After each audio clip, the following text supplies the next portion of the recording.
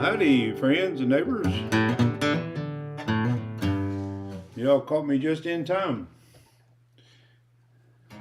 For those that don't know me, I'm Ronnie Mann. Tell you a little bit about myself. I'm eighth of 11 children, born near a little town called Dungannon, Virginia. That's in Scott County in the southwestern tip of the state of Virginia. And I want to share a little bit about my life. And you know what they say, truth is stranger than fiction. So what I'm about to tell you, it happened.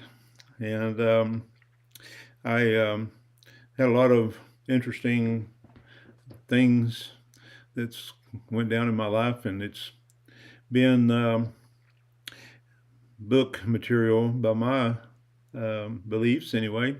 And those that of you that know me, you know that um, I've had a pretty unique experience in life.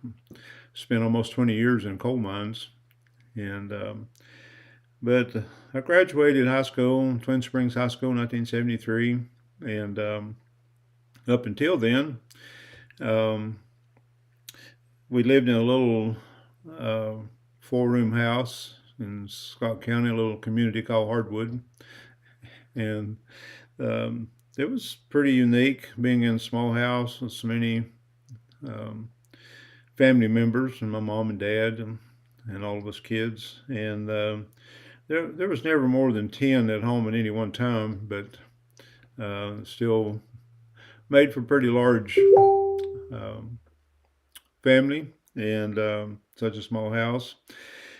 And in 1963, in June, our house caught fire and burned to the ground. That's another story within itself. And we had to move out of the little holler we lived in and moved up into town about 2.5 miles away. And it was a scary time for us, but it was one of the best things I think that's probably happened to us was get us um, out in the open, and we can make money, help our mom survive, and we could mow yards and work in farms, work for farmers, and opportunities we weren't aware of until that happened.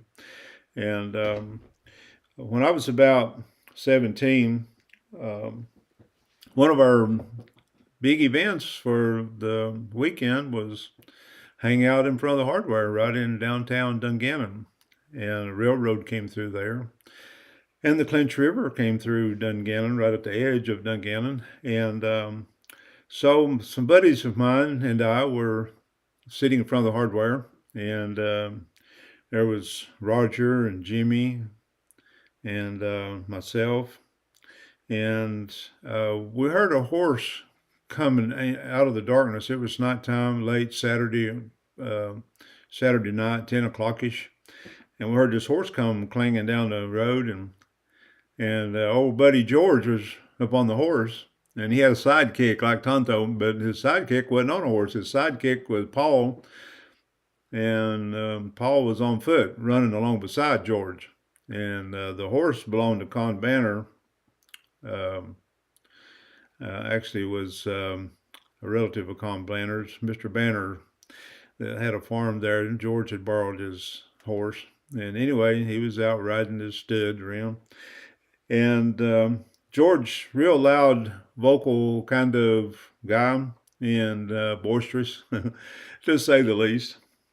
And he said, boys, y'all want to have some fun? And I didn't like the sound of that.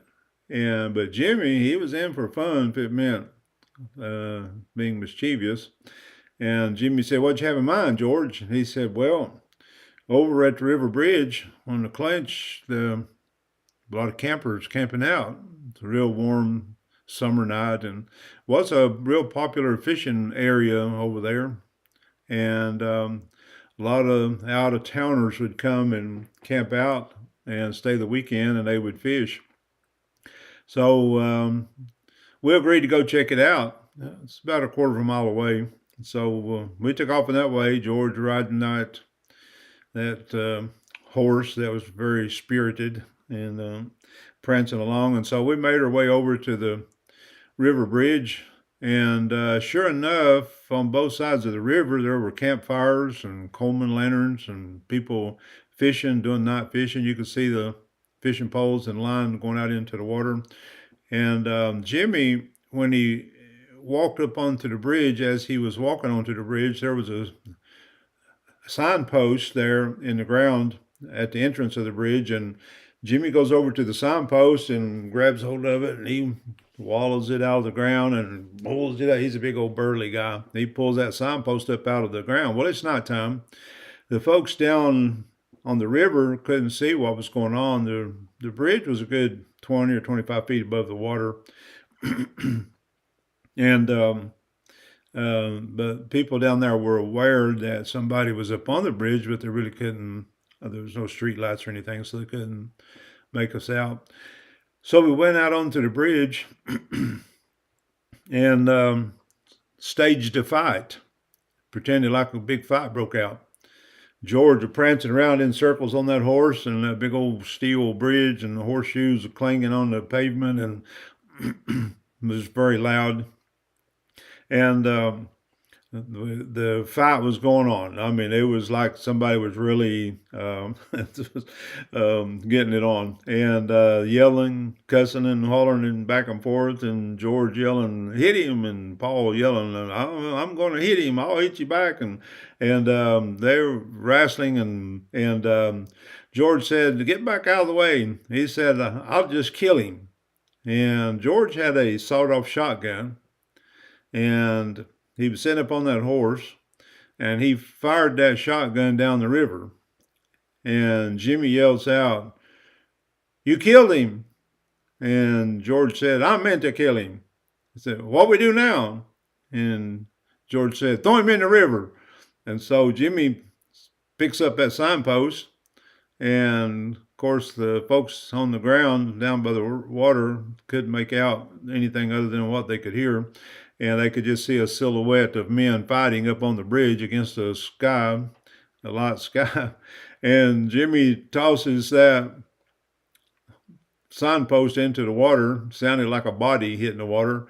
And the people on the ground, the campers, they started yelling, and somebody fired a gun. I heard a gun go off. It sounded like a 38.